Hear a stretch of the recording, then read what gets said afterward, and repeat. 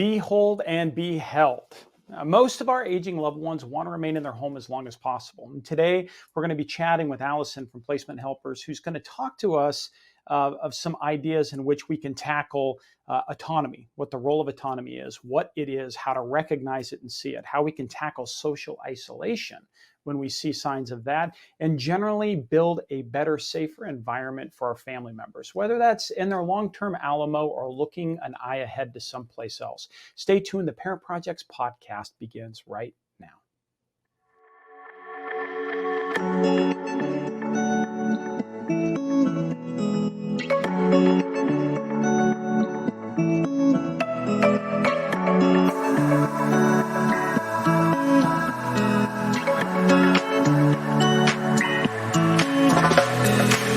You're listening to Parent Projects, a family media and technology group production.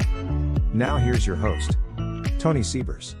Hey everybody, Allison Carman has been a senior advisor since 2015. She's a professional in this industry. She's worked inside industry with Brookdale Senior Living. She's had an opportunity now to help thousands of families understand what that Alamo is going to look like. If it was the first thing that they thought out of the gun, or if they needed to get their bearings around a healthier situation and find that next forever home or the next step for them. So I'd like you to dig in a little bit. When we start talking about some autonomy, we talk about social isolation. We're going to talk about safety in general. And Allison, welcome to the show and thanks for joining us. Hi, thank you so much for having me. I'm so happy to be here. Well, you bring a wealth of experience of watching where the rubber meets the road for families. It is got to be a messy, sometimes really chaotic situation you walk yourself into. How did you end up choosing this?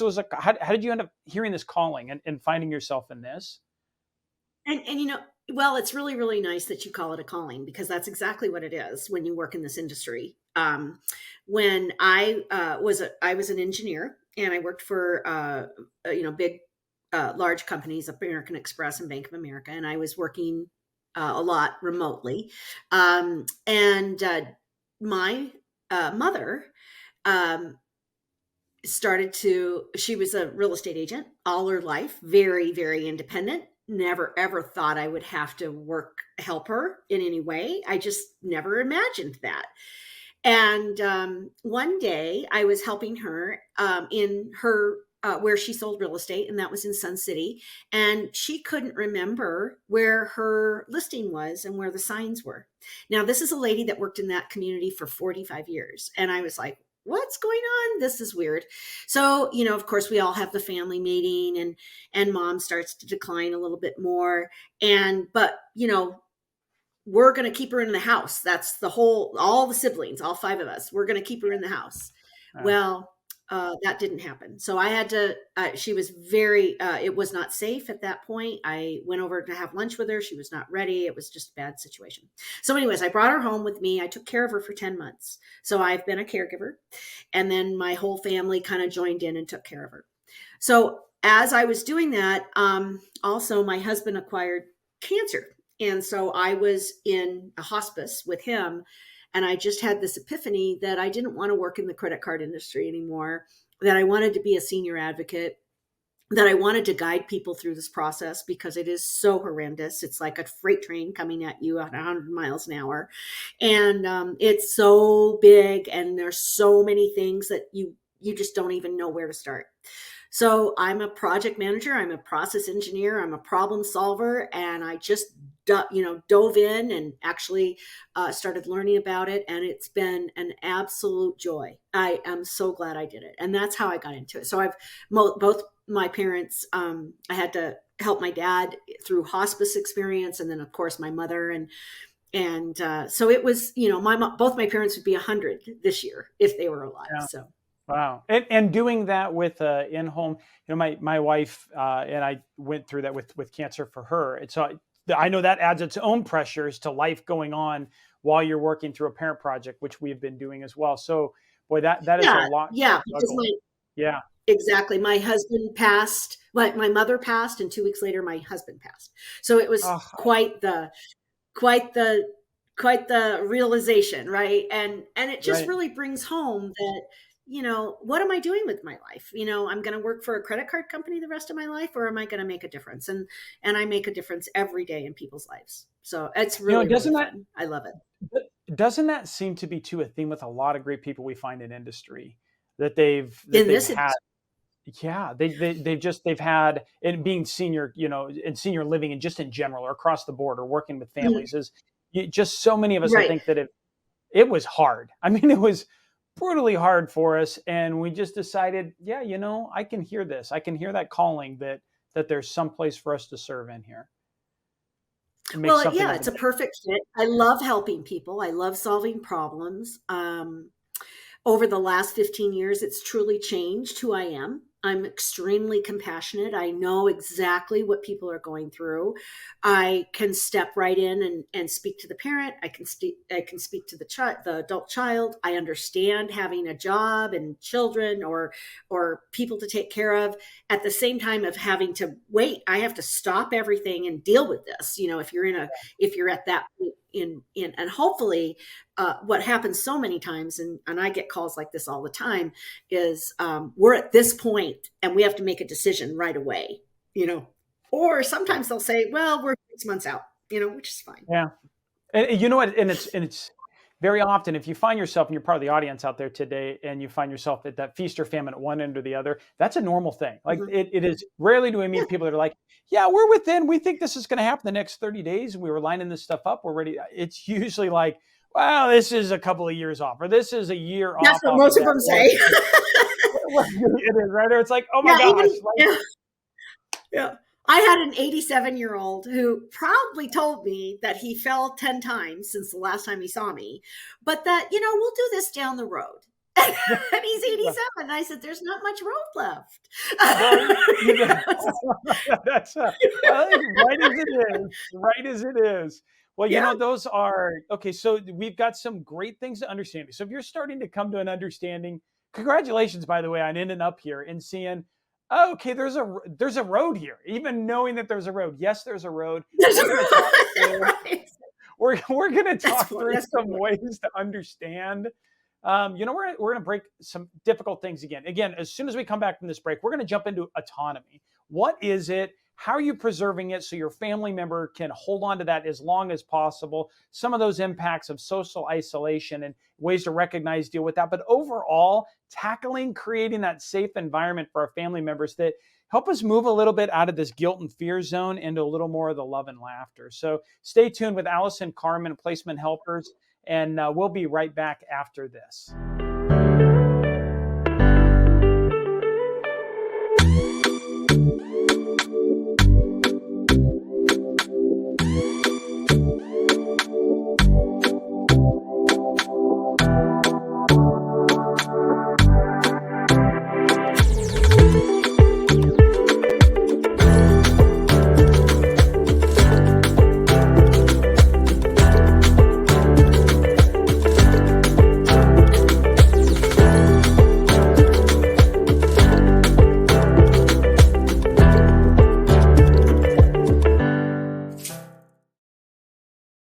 Hey, and welcome back, everybody. This week we are tackling the thriving, moving to surviving, or from surviving, excuse me, in that thriving environment. Boy, did I just eat that one up.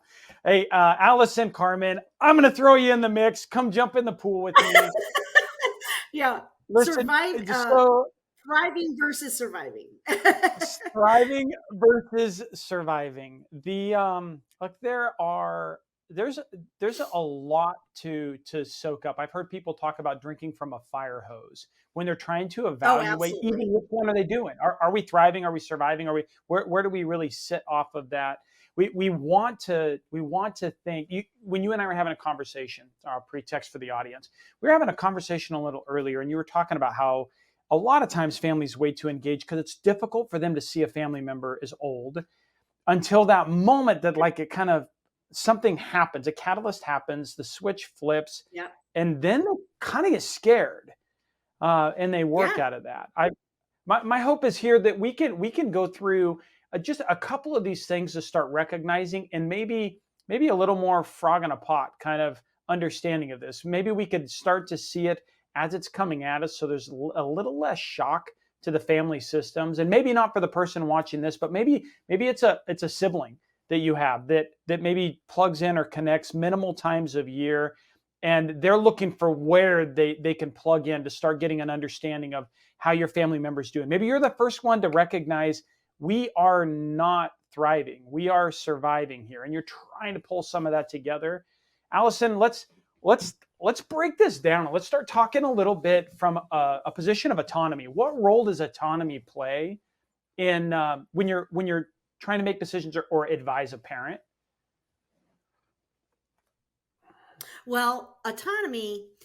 So let me just give. I like to speak in examples. So in autonomy, when you're, it's very hard to switch roles, right? You can't switch from. It's very difficult to all of a sudden become your parent's parent, and they don't want you to do that, and you really don't want to do it. And a lot of times, if you come from that, your conversation with them is going to fall flat, and they're going to say, you're trying to tell me what to do, and I'm your parent, and I've always known what to do, and I took care of you, and I had you, and you don't have to tell me what to do, right? And a lot of times, depending on the relationships, they don't want to even approach the conversation. So there's a lot of things that are happening when you have autonomy. Knowledge is power, and a lot of people don't understand that you can contact local agents like myself that can help you through that conversation to provide autonomy to your parents. So now when I'm talking, so first I have a conversation with Susan, who is got 3 kids, a job, a husband, and now her mother is falling and not steady on her feet anymore because she's been sitting in a recliner for 3 years. And so when you sit in a recliner for 3 years and watch TV 8 hours a day, your muscles atrophy. You become very sedate. Her husband has died. Her social community has either her friends are passing away or they're leaving the neighborhood or things like that. Things change. And now all of a sudden your mom or your dad are sitting in a house that you thought they need to stay in, and they think they need to stay in. They probably paid it off and they want to stay in their paid off house. But socialization is the fountain of youth. And when you give them autonomy to understand that and learn that and paint a different picture for them, and then even pick them up and take them to a community that they had no idea existed, they can make their own decision, and we can facilitate that with you. So that is what most of my adult children tell me. They'll say, you're a godsend. I had no idea how I was going to have that conversation. I had no idea, but my mom made the decision herself and she's excited. And that's what you want to do. You want to help them make those decisions. So you just through there. I want to dive into a couple of those. Okay, so I heard 3 super important sides off of that. Number one, that autonomy really to be genuine against it, it needs to run at their pace, which means you need to do an assessment of what that pace is. You need to have a clear-minded understanding of what that is. So step back from that, look at the totality of the circumstance. If you have a difficult time doing that, have a friend. I've had other people talk about having one of their friends or somebody else that knows that situation as well, help you just in general conversation, and then have a side conversation, understand, okay, I think I saw this. What does this come? How often does that happen? Gaining that ability to honestly assess what their ability is to walk through. I heard that's super important because their pace seems to be extremely important. You want to, So you never ever, when you have these conversations, you never ever put them on the defensive. You start with, there is no pressure. I'm not asking you to move. I just want to put a plan in place. I just want to think about what we can do if we need to ever make a change. And that's really a good conversation. It's just people I mean, when you're busy like that, that's not going to happen until something else is happening. It's just not going to Well, rise to the top of your. right. And I think what I hear you doing in that is you're explaining what your motivations are. What is it that it's why work on an assumption when you can just put that out and tell your family, hey, my concern here is you're going to spend through the resources in order to be in this house faster than we're able to do that. And Right. I don't know how I'm gonna step into that, but I'm going to step into that. And I'm happy and I want to. So check that off your like what I have to worry about list. We just need to get an understanding ahead of time so we have a walking start at it instead of we have to, wow, we're standing at the base of a cliff, mom. And we just want to get an understanding from that so that you can make these decisions on your own, as many decisions as you can possibly make as possible. And when you need our help, we do it in a way that you would want it done if you were making that decision yourself. That's what we want to understand. Yeah. And being able to Yeah. broadcast that very clearly or communicate that clearly to them so they don't have to guess where you're coming from or what you're thinking about seems like it's got a lot of value. No, and that it's their choice. It's their choice, and especially if they can think and drive and do all those things, you just want to help them understand that they have options, and that it's not a nursing home. It is not a linoleum floors with people in wheelchairs drooling. Literally, Yeah, that's yeah. what seniors think it is. And that's what a lot of adult children think it is. And so you're stuck because you're like, oh, I could never move them because that's what they're going to. So Right, there's right. there's so many options across the country that can give them a whole different life. So on that, it is. I hear increasing their visibility on what that Yeah. option is, what that life looks like. Once you know what they're able to absorb, what they can see. Mom's able to walk her to visit places. Like you've made that assessment. Mom can travel. She can travel across town. She can look at these things. She's emotionally capable. She's physically capable. She's able to socially be capable to kind of work through these things. Okay, well now we're going to increase her knowledge base, the information she Yeah. has in front of her in order to make those decisions as much as possible to the degree she can. So, and then I think that other great piece of the pie that you kind of move through in the front end of this is that sometimes you're not the person that's going to be able to present that visibility when you have that initial conversation about their autonomy and what you're trying to go from that. That might not go well, and and there could be 1,000 reasons. It could be because they Well, it's, loaned it's you and your yeah, husband money 15 years ago to bail you out of debt, that's and right. that's in the top of their head, or it could be That's nothing right. related. That's right. All kinds of subtext, right? All kinds of subtext in there. Totally. And yeah, but that's where, we were talking about autonomy. So that definitely, knowledge is power. Letting, what I do when I talk to my adult children and they call me, and it's usually, I don't know what to do. I don't know what these things cost. We checked it out one time and it was $6,000. We can't afford that. There's lots and lots of different options. So what I do with the adult child is basically make them aware of what's possible. And Yeah. then I work with them and their parent to that. Now they understand it. They feel comfortable. They feel more comfortable that they're not putting their mother or father in a home, or that they can't, that they have to keep going back and forth and doing all the, if they live close and they're going back and forth every morning, Yeah. every evening, Yeah. it's a lot of work to do this. So, but if we step down into the socialization piece, you want to think of not just care, but when people stay isolated, we tend to human beings tend to get depressed. Yeah. We tend to lose our health. We decline faster. All of those things happen when we move into a community, whether that be a 55 plus community where you own your own home, whether that be an independent living where there isn't care, but there's socialization, there's meals, there's housekeeping, all of that. It's not medical, but what it does is it provides a social area. And I will tell you, when people move in there, they will tell you 99% of the time, I've rarely, if ever, have I ever not heard this, I wish I'd done it years ago. Right. So they always say that. I wish I'd done it Yeah. years ago. Because So, they're so you happy. know, And you see the color change in their faces. It's well, amazing. and let's, and a lot of that are what we said. But I do want to switch gears, and I want to, or not switch gears, but move into this social isolation. One of the last things I just want to probably speak into is it. Everything you walked through and you talked about as an expert within this and helping families work through this.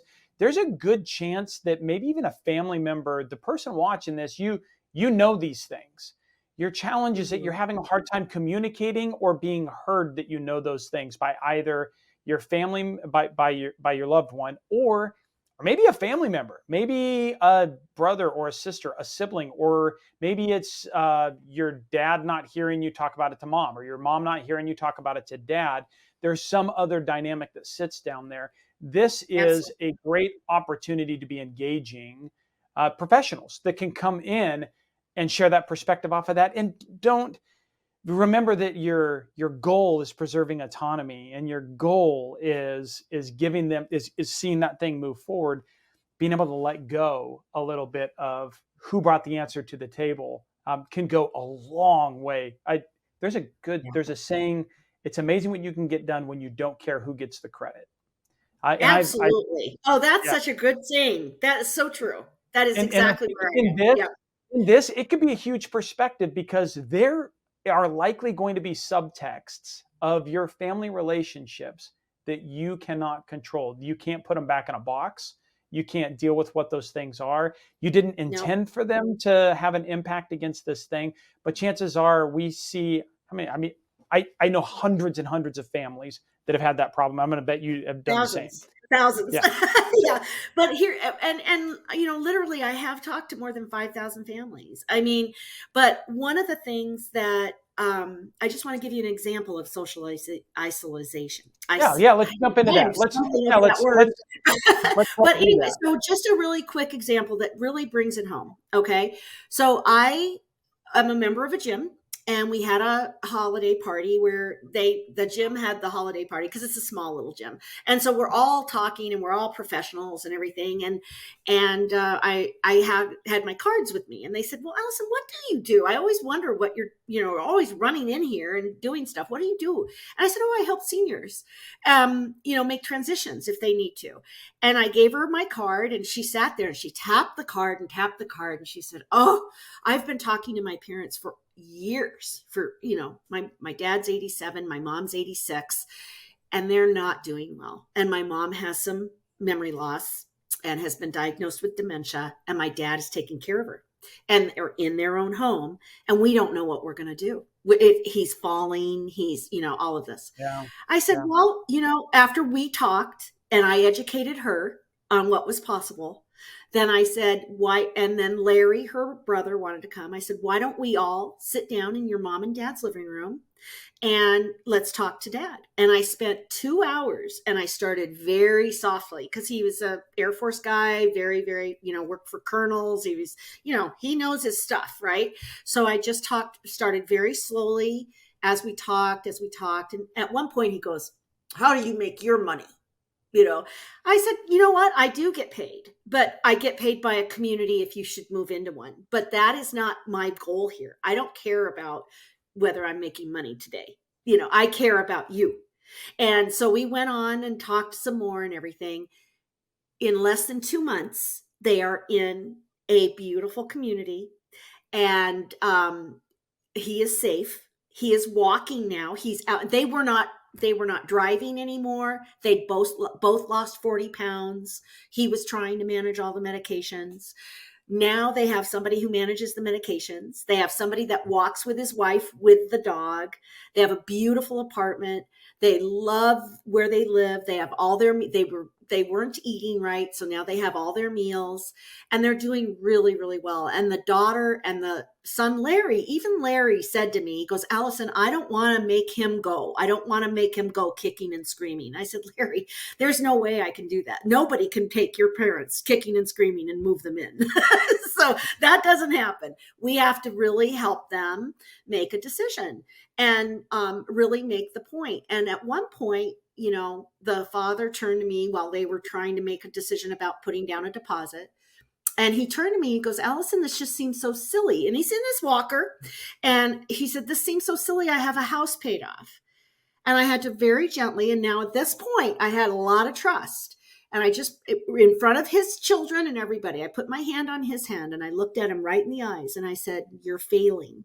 You're failing. And it's going to get worse. And we have to make a change. Will you trust me on this? And he did. And he did it. And they're very happy and they're doing wonderful. So that's kind of how the adult child came to me.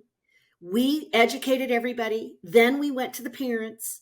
And then we went and looked. And then in that 2-hour conversation, I said, would you be willing to just take a half of a day and go with me to look at a community so that it's not, nebulous. You know exactly what it's like. And when we went, I knew exactly where I was taking him because I knew exactly what his furnishings and everything looked like and what they wanted and where they wanted. And I took him they never went to another place. They loved it. So that's how I help. Talk through in a social isolation for that particular side, like a military veteran off of that. There's a brotherhood stuff. There's all sorts of things that are thought through. Being a veteran myself, I can understand those needs. Even socialization, when you start taking on a lot of caretaking, when he wasn't well himself. Right. Very true. He told me, he'd love to be outside. And what he would do, he just got obsessed with pulling weeds. And so he would get outside and he'd start pulling these weeds. Well, he has we're in Arizona, so it's very hot. He kept falling and not being able to get up. And then somehow he called his wife, who again has memory loss, and she has to figure out a way to call 911 to come and pick him up because very tall, big man. So that happened 10 times. So that starts moving us down, into the safety of the situation. Socialization. Right, exactly. So now we're in an unsafe situation. And his big thing, all of his hurdles, his dog, he didn't see the dog at the community. He didn't see why they should do it because of the money. It wasn't big enough. It wasn't on the right floor. It wasn't, all these different things. We just kept working through the hurdles and get him into a safe place. And the safety where they were so worried was because the daughter and the son leave for the summer. Okay, so they wanted it done by May so that when they're gone, and they're both in their, they're both retired. They've both got, they want to do their thing. They want to go live in their cabins and stuff out in, where it's not hot.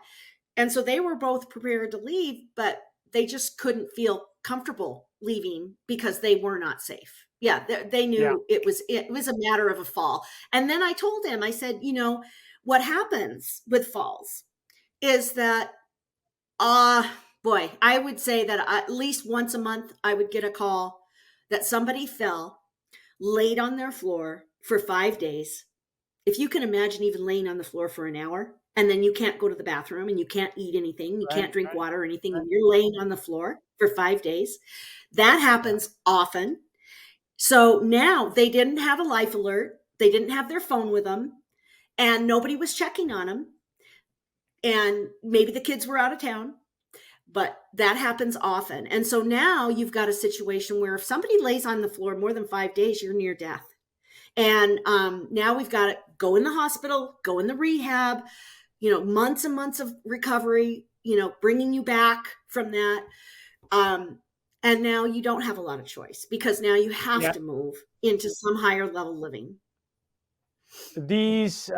So let's talk through some practical ways when we're starting to evaluate to avoid a situation like that. I mean, you laid out, that's a terrible situation. That is That the happens all opposite the of what time. any of, and it's the opposite of what any of us want to do. So I'm going to go out on a line that Oh, yeah. somebody who's found in us and they're watching us today in our audience, they understand that's not where they want to go. So what are a couple of those key things that they could start looking for in the Yeah. what are those early things they want to start picking up and noticing that they might be able to introduce into Are you, conversation? Is the point that yes. Okay. So, right. So it happens a lot when a spouse loses their spouse. They're floundering. They don't, they've lived for 50 or 60 years with this one person, and now they've got a life without them. They don't feel yeah really good about socializing with the couples they used to socialize with, because now you're kind of the third wheel. And they end up literally, they have nothing to wake up for. So, but they wake up, they get their breakfast, they have their standard breakfast, they sit down in front of the TV, and they may not get back up until maybe 4 or 5 hours. So what happens, what I would always say is, look for your parents to be active. If they are active, if they're going out to the senior center and they're playing bingo 3 times a week, or they play bridge with their bridge groups — I have 95-year-olds that still do all of that. If they're super active and super social and they're like, leave me alone, I'm just fine, that's a different scenario. In most scenarios, they want to hold on to their house. They want to sit in their chair. When they sit in their chair, their muscles atrophy. They don't drink enough water because they don't want to get up and go to the bathroom. They do all these things that are very unhealthy. And so now we're looking, is mom losing weight? Is she as sharp as she has been? Because it's not memory loss, it's lack of using your brain in a conversation. So is she as sharp as she is? Is she depressed? Does she not want to get up and get dressed? Is she taking her medicine right? All of those things, you want to have a watchful eye when they get into their late 70s, early 80s. And if that's happening, you want to start a conversation. And there's lots and lots of people like myself that know how to have that conversation, either coach you through it or have it with you, whatever. But you can find us everywhere. And you want a local agent that we talked before that really understands the communities that are available to them. And I use community instead of facility, because in our industry, we don't say facility. They're not facilities anymore. They're communities. Sure. And Does that help? To put a dot off of that, that's referred to as an F word when you were to drop a facility. If you were to drop a facility, yeah, we don't say that, right? Because it's not a facility anymore. We don't have. Well, nobody institutions. Nobody wants to live in a facility. Yeah, nobody wants to go live at a facility. In the Army, I didn't want to live at a facility. I wanted base housing, right? Like, right. Nobody wants that. So I think it's a good thing to think through. Right. Well, those. Okay, so we've got those signs of the socialization where they're coming out. Maybe you've got a family member that wasn't a really social person in the first place, weighing out whether they can, whether this is still the safest place for them to be able to, right? Yeah. So in doing I hear that a what are lot. some Like, they'll other... say, well, my mom's, right. Well, they'll say, my mom's not social. My mom's not social. My dad never socializes. What's Right. interesting is, and I always tell them and prepare them for this, I said, you're so much a part of your parents' life right now. When they move into an independent living, and I'll explain the difference between those two in a minute. But basically, if they move into a community, and they have people their age from their era that they can talk to. Now, I know I'm now 62. I love to learn things about the 70s. I don't know why, but that was my childhood. That's what I was grown up in, the 70s and the 80s. And I love to look at documentaries on that. So of course I want to be around people that can talk to me about that. Same thing with your parents. And what happens is, all of a sudden you'll call them up and you'll say, hey mom, I'm going to run over for, lunch today. Oh, no, I'm going out with Betty and Joan. I'm busy. I don't need you. I can't do it today. I can do it maybe next week. But that's a whole different dynamic with your mother or your father. And your father will do it too. Men love it. Men think that men are the hardest people to pull into, but they love it the most. But that's what happens. And if we can catch it early versus letting them stagnate, and I use that word specifically, you're stagnating. You're sitting in front of a television. What a life. That's not okay, for most people. Some people, it's just fine. And that's perfectly okay. But for the majority of people, you're going to decline. And so that's, my job is to make sure that they have full, lovely lives for as long as possible. And you mentioned it earlier, aging in place. And that means either in their homes or in a community, if they're active and busy in their homes, and they get a little support, like Comfort Care was talking about, or if you move into a community and you have all that support. The other neat thing about it is when a couple moves into a community, they form friendships. And then if the one spouse passes, the other spouse has all that support that they formed, and they all know it because they've all experienced it. So it's a little different. It's just, we don't want to think of like putting them in a home. We want to think about giving them a new life, giving them the next phase of a life that, they weren't aware of. Sure. That is a ton.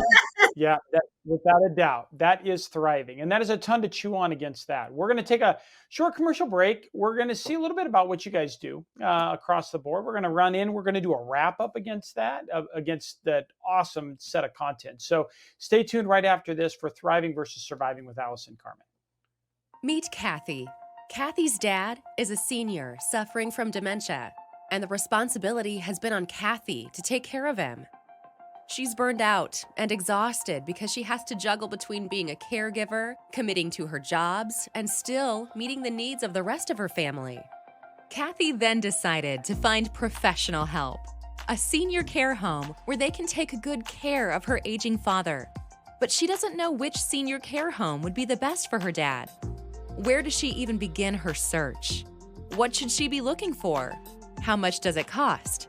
Fortunately, a social worker at her dad's doctor's office told her about placement helpers who helped her find the perfect care home for her dad.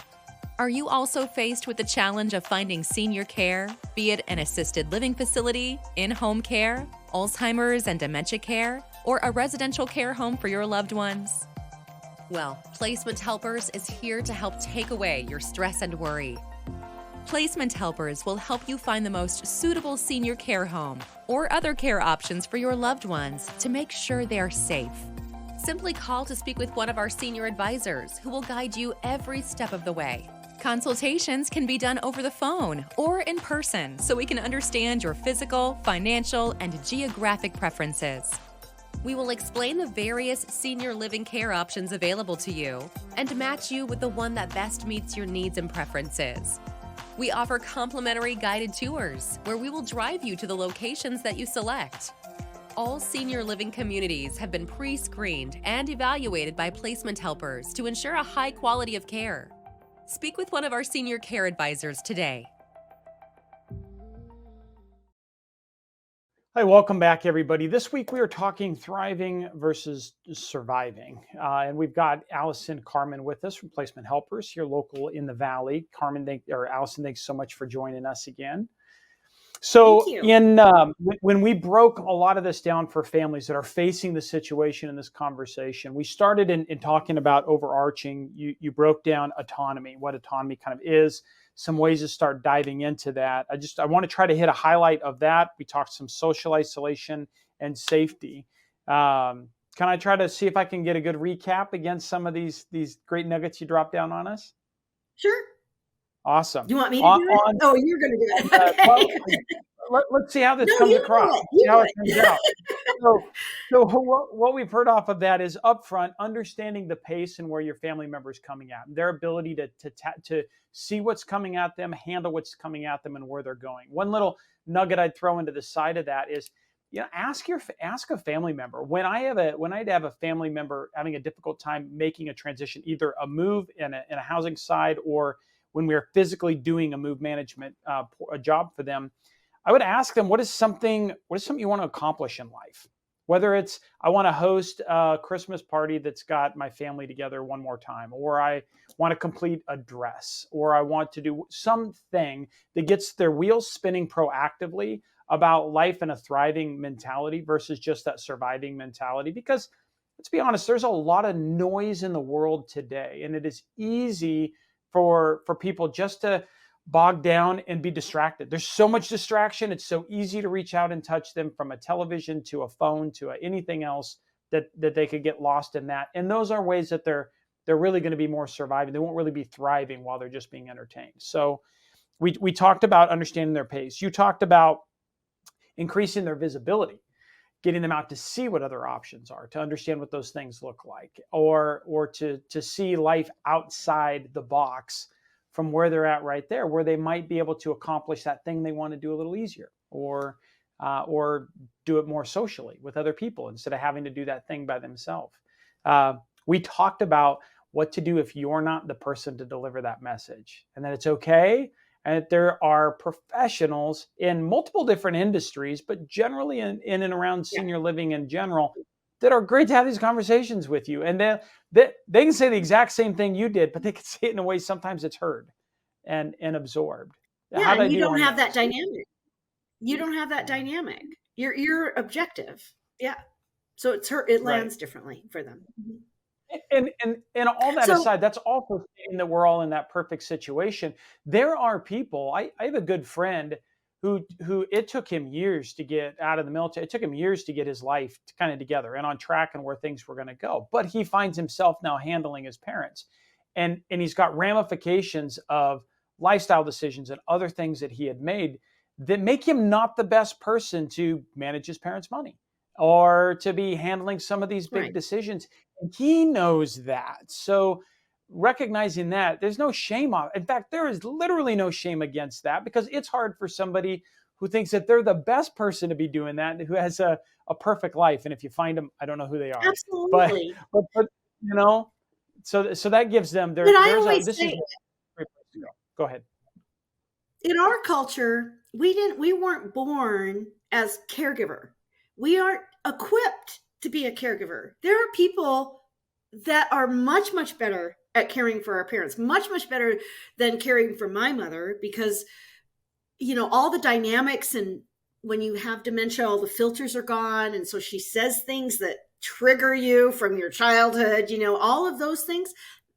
What I always say is, you don't have to be a caregiver. There's lots and lots of options, and you can go back to being a daughter or a son. And then you've got somebody that you trust and they're safe, and now they can be the caregiver, and you can be the daughter or son and enjoy your parents. And that's, in our culture, it's just tough because we're not raised like that. We're raised to go out and work, and go build a family and make our own. But we're not equipped to be caregivers in most cases.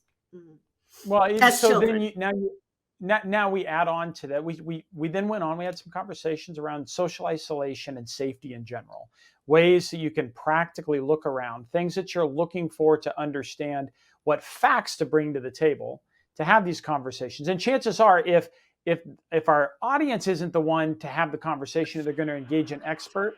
Understanding these things and making them known to that person who's going to have the conversation, that's going to be one of the first things they're looking for. They're going to want to understand what social isolation looks like. What were their habits ahead of time? What do their habits look like now? What's different, and what's not normal for your loved one when they're going through that? Or in a safety aspect, how safe are they where they are? That can impact anything from the timeline you have to make a decision. Some things are immediate, like they got to get out of this situation. You need an intermediate step while you're finding the long-term care, or maybe it just for them is it helps identify in that huge spectrum of senior living and the dozens and dozens of different options. You can narrow it down to 2 or 3, and then within those realms of 2 or 3 options of types of senior living, then you can start digging through what are the best fits community to community that fit Absolutely. within that particular part of the Absolutely. spectrum. Yeah. Not necessarily a And rocket it's science, but important aspect to do. but it is rocket science to some people. It really is. It's like overwhelming. What do I do? And did I make a mistake? Did I move her into the wrong place? Did I, all that guilt, like you said, guilt and fear, that continues on if you don't really feel comfortable with what you're doing. And every sales counselor in in these communities love their community. Their goal, their thing is a quota.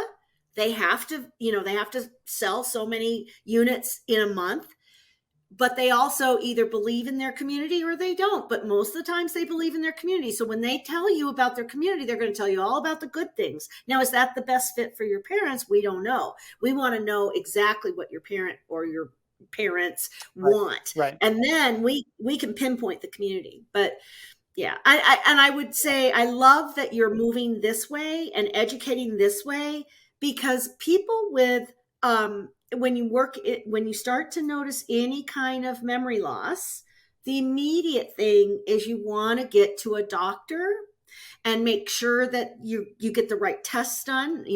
It's not necessarily dementia, but if we start to see that, that's a progressive disease. So we have to know that this is going to be progressive. And I'm trained in dementia. I know exactly what, in most cases, what's going to happen. But we want to make that move early in that disease, not later. We want to do it early, because a person, even with slight memory loss, can move into an independent living and live there a long, long, long time. And it slows down the dementia. Well, and let's speak to the whys and the facts that sit back behind that. Is it's easier for them to adapt to the new surroundings when they have the mental capacity to understand the new surrounding.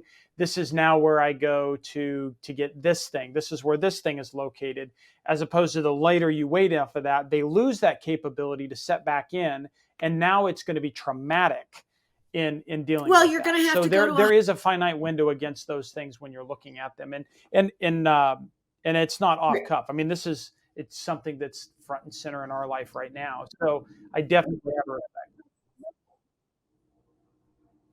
go ahead. Yeah, and you're giving them an opportunity to have a rich, lovely life early, and also reduce that quickness of progression, because they're talking and socializing. When you have to do that, you have to use different parts of your brain to have a conversation with people. And they're going to have conversations because they're with like-minded people. So yeah, it's very, very cool. It's a really rewarding process. And I love giving adult children that fresh feeling of, oh my gosh, somebody's here that's going to help me, and walking without them a through doubt. it. So always contact a local agent. Always contact a local agent. Yeah, and sometimes just getting out of our own way and help, and a local agent, somebody can help you find your way out of that.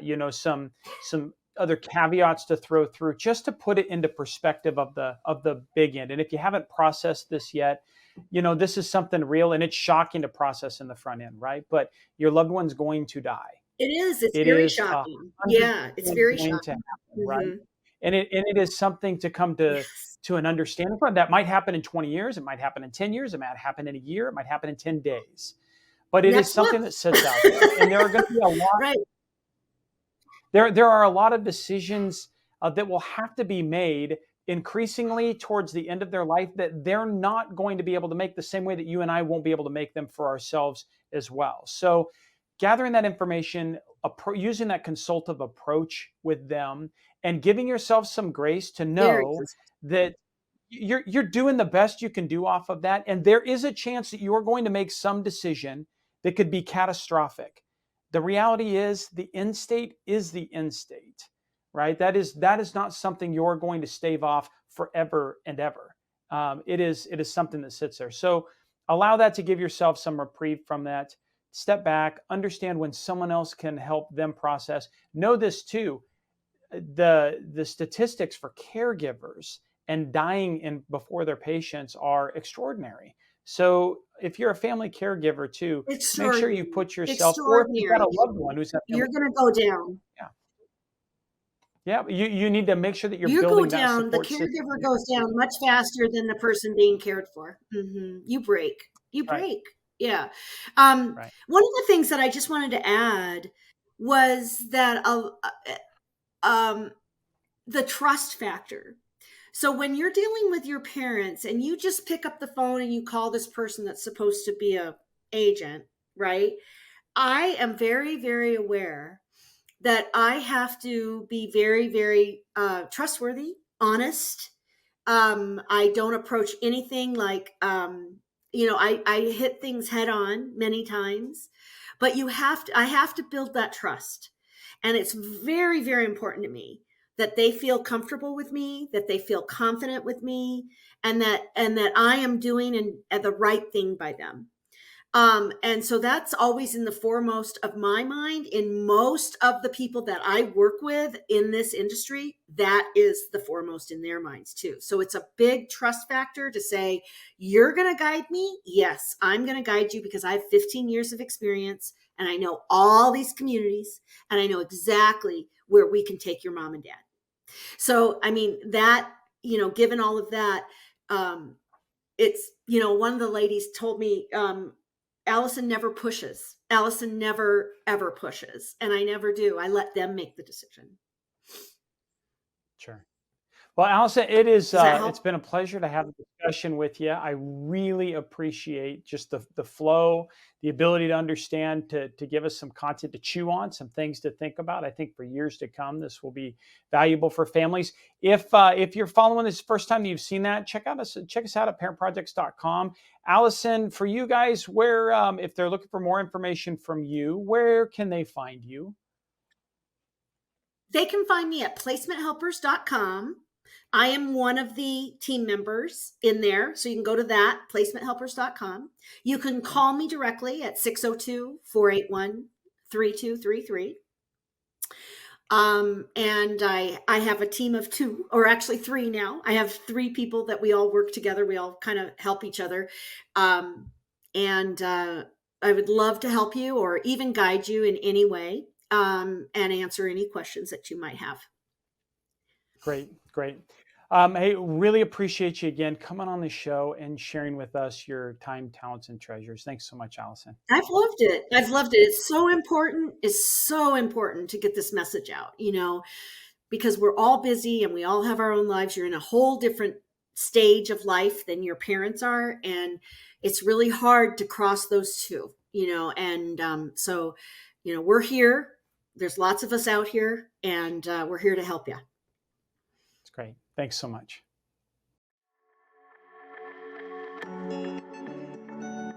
Well, that's it for the team this week, and thanks for joining us. If you've enjoyed the content, remember to subscribe and to share this episode on the app that you're using right now. Your reviews and your comments, they really help us expand our reach as well as our perspective. So if you have time, also drop us a note. Let us know how we're doing. For tips and tools to clarify your parent project, simplify communication with your stakeholders, and verify the professionals that you choose, you can find us on YouTube, follow us on Instagram and Facebook. Thanks again for trusting us. Until our next episode, behold and be held. Thank you for listening to this Parent Projects podcast production. To access our show notes, resources, or forums, join us on your favorite social media platform or go to parentprojects.com. This show is for informational and educational purposes only. Before making any decisions, consult a professional credentialed in your local area. This show is copyrighted by Family Media and Technology Group Incorporated and Parent Projects LLC. Written permissions must be granted before syndication or rebroadcast.